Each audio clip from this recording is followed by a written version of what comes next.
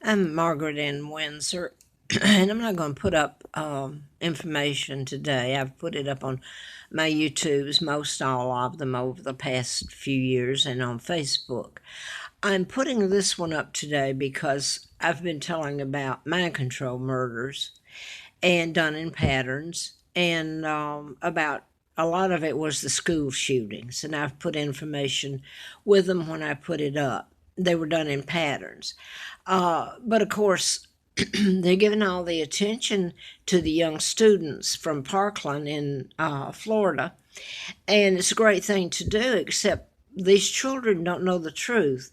This has nothing to do with gun control, this has to do with mind control.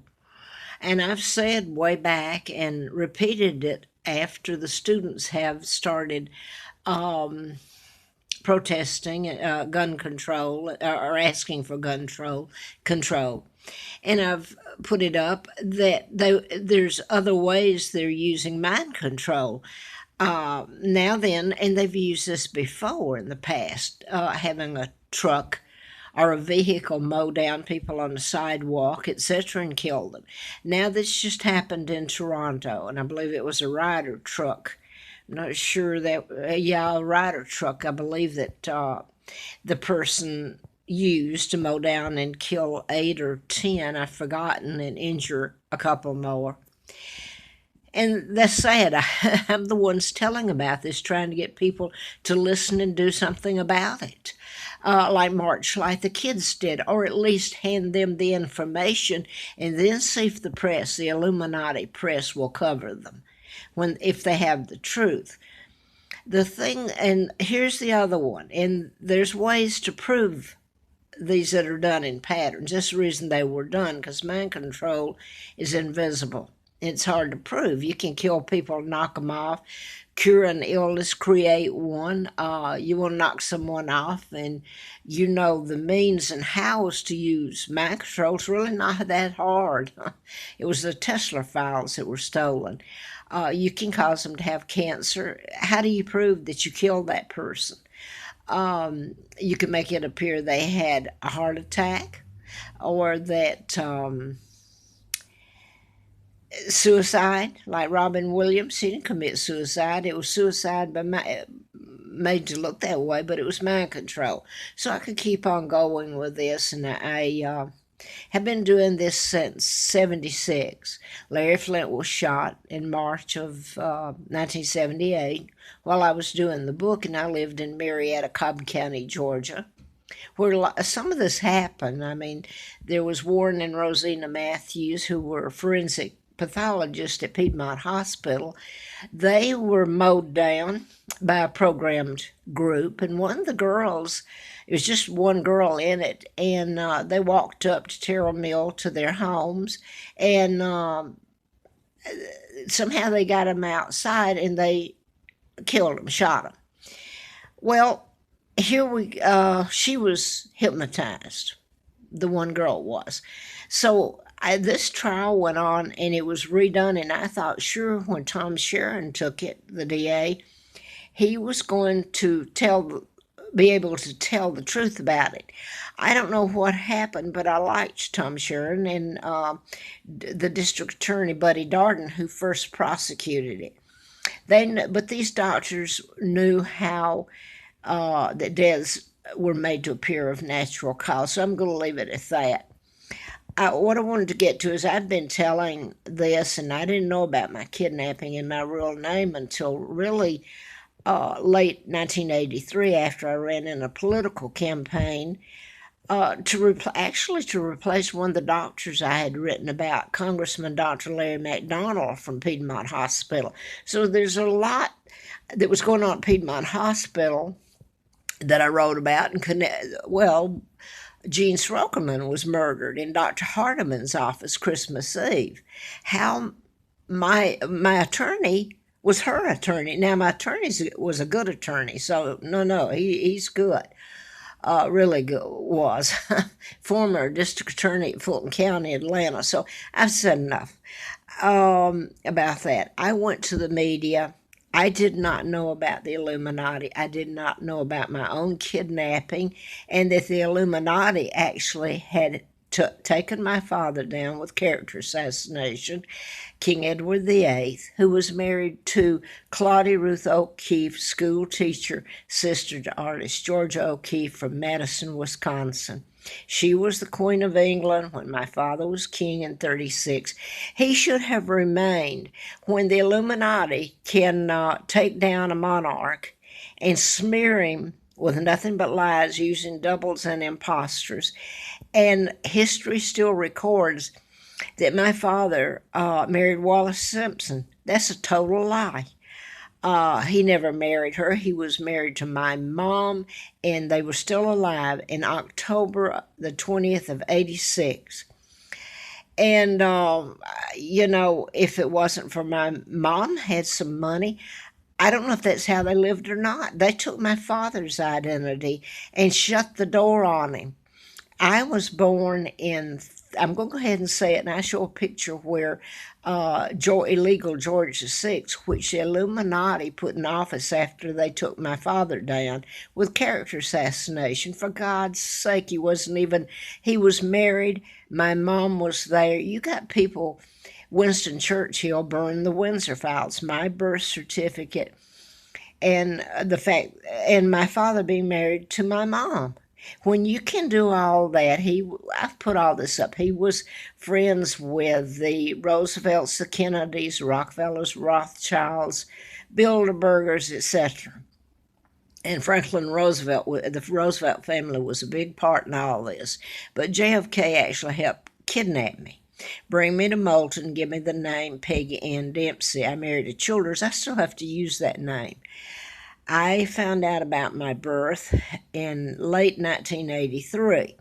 Now then, I've given all this, and people, when I was in Atlanta and my husband we were going to the FBI, and I remember someone, and I'm not going to mention him again, I don't know if, anyway, his name was Philip, I'll say that. And now if you put a question mark there, you say, Philip, geez, that was Philip Mountbatten married Elizabeth. She's illegal. She's the daughter of George VI, the friggin' brother that helped take down his own brother so he could have a crown and kidnap his own niece. How sorry can you get? And the day I was born Queen of England, Victoria II, legal heir. And that was all made legal before my father was forced to get away and let George VI have it. So anyway, they kidnapped me then. And George VI, illegal, and Elizabeth, and that whole group should be locked up there. They sold out Great Britain. They work for the Illuminati, your global government now. So I've told all this. And when I was running around in Atlanta, writing the book and all this happening, I didn't know all this. But someone, Philip, mentioned, and I don't want to hurt him, I'll just say that name. That was his name when they put him there. Anyway, he made a clue. He said to me, he said, well, because my phone was tapped. Of course, you don't say your phone was tapped, because if they're wanting to make you look like you're a nutcase running around, well, that's one way they could do it back then, and you should see what all they did. Oh, me, man. Besides the killings and everything. But I'm going to stop there. I'm so tired, and it's not doing any good. I've been telling it for so long, and people actually hate me.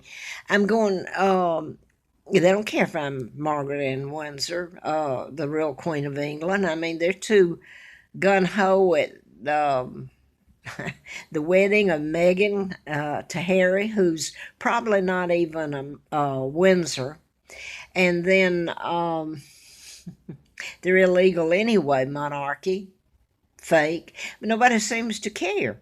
It's like I'm over in the corner yelling all this, and people actually have hated me. And I'm telling you about something that's so important, mind control, that's being used in all these murders. Blacksburg, next door where Virginia Tech was I'm going to use that as right at the moment. Back when was that, 09, April the 16th, I think, of 09, where there were 32 killed, and the shooter, who was programmed, he's a victim, was programmed to turn around and commit suicide. Is the way it looked. He was programmed to shoot himself just like he did the others. So that's what I'm saying. They're programmed, whether it's with a gun or the Ryder truck that mowed down the people on the sidewalk in Canada just a few days ago. And then one recent one was the Waffle House in Nashville. I think there were several. It's your timeline you have to have, and the names involved, etc. And it can be proven. I've forgotten the shooter's name at the moment. It was Rain King. It was put together, but it's the timeline and position, the Waffle House, and some other things, and people will dismiss it because it's a little mind-boggling, and they just don't. So it's really, even though over the years I couldn't put all this together. Like, how in the hell could I put it up, make it all up? You could go. I just jotted this down. There's employment records where I work that fit into this, like Fred Simpson, as in Wallace Simpson was supposed to marry my father, which I later found out in '83 about my ID and my father and what happened to my mom and dad, and the lies still being told. And you think Elizabeth doesn't know it, the fact that she's still allowing any of this lies and knowing about me and my sons, who are the real heirs, not Harry and not William or not Charles either. None of them. They're illegal. They should be locked up. They all know it. And people want me locked up. They don't want to hear it. They don't want to hear what was done to my baby when he was handed to me. The Al Platt, a Jew, my husband worked for Fisher Body. It was General Motors. And this was back in Atlanta. Back then, Mark was born. And I have people, when I put up on Facebook and this, that actually go after me for telling the truth and taking up. They don't care. It's the oddest thing. They don't care that I'm the real monarch or what was done to my children by the Jews and the Illuminati and my own family. And by the way, some of my own family did help trying to save me and my kids. So I'm going to stop there. There's employment records. There's doctors, all kinds of records that if in insurance records, if people wanted to investigate it and look up, they could. I said that about the Waffle House, and I wanted to add this. My son Scott, my children were close together, about 11 and a half months apart. I had the same doctor with Scott, and about 2 weeks before Scott was due, this quite handsome man, I'd never had another doctor other than the doctor I'd had with Mark, and he walked in, and I don't think he came back after then. I don't think so. But anyway, he was tall, good-looking man. His last name, he was from Spain. So I didn't know about my kidnapping or anything back then. And I wondered why he came in. I thought, my God, he's a nice-looking guy, and he's nice, tall. He talked to me, and he had my records files, and he said, I don't know why the doctor didn't have you go and have a blood test when you had your first son, Mark, which was only 11 and a half months prior, or about 11 months. And he said, because you might need he said, my child, this child, which was Scott, might need a blood transfusion. Well, I know my husband would not let me give blood. He said he would always give blood for me and Mark and Scott. If we ever needed it was there, he would give it. So anyway, this doctor, and I'm not going to say his last name, I realized now he was from Spain, and some of my family did try to help me, and some doctors in Atlanta did, because one girl walked up to me in the supermarket, and she was telling the truth. She told me her father's name. She said, we've tried to help you, and she said they had gone to Spain. So up until a certain time, I suppose, when Elizabeth, her father allowed the Illuminati to take over Great Britain, the United States came in under the guise of helping us. Illegal treaties that they couldn't get my father to sign, they got, when they put in George VI, they got him to sign it. So this whole thing is would have to be if God came back. He's the only one that could. He laid it out and he said, this is the way it happened and this is the way it happened. Who in between here doesn't understand the truth? Because I've told it, I couldn't make it up. Anyway, I'm going to go back to before this tape goes out, and I know there's not much need of me. If it's going to be told, it's going to be told. I don't have the money. I've been kept penniless and beaten to a pulp and don't know where my children are. Begging. So let me get back before I lose my train of thought here. This doctor from Spain told me that Scott might need a blood transfusion when he was born. He said Dr. Bateman should have sent you when you had your first son. And he didn't. He said, I don't know why. Well, I suppose he did too. But how's he going to tell me that I'm Victoria II, heir to the British crown, kidnapped, and my sons are heirs after me? So he said, I'm going to make an appointment because my son Scott was due in a couple of weeks. And for you to go in and have your blood tested and all that. Well, the day before I was to go in, and I went, for God's sake, I don't know why I went into a Catholic hospital, but I'd gone to a Baptist hospital, and I hope the world sees what was done then by Al Platt Fisher Body. They knew it. They sent me a bunch of flowers. The only ones I got were at that time, and it had boxing gloves, and it was sent to my son Scott because they knew he was Jewish. He knew my son's heir to the British crown. So they'd have to fight the rest of his life, and this is what they tried to do to him. Now then, when Scott was born, I didn't get to take the test because the day before I was supposed to go down, I went into labor. I came back with a baby and this may go off because my son Scott was kidnapped then. And I only got him back, I believe, when I really, it's vague. I remember somewhere when he's maybe 3 months old. I believe that would have been it. I'm not sure. Because some of it is when I was holding him and loving him and crying. Anyway, I got him back. We'd moved to Nashville. When they sent this baby from the Catholic hospital, I'd had him and I was supposed to have had the blood test. And it went into labor and didn't get to.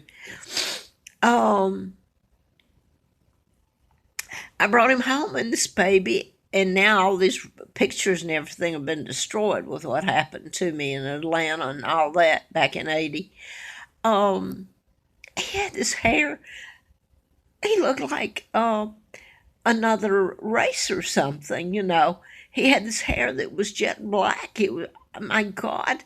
I thought, this is not my baby. When they handed him to me, I told the nurse, I said, this is not my baby.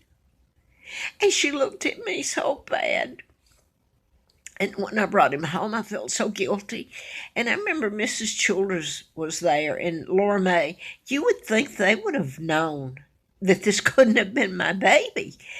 And I thought I'm supposed to love him. And I would never hurt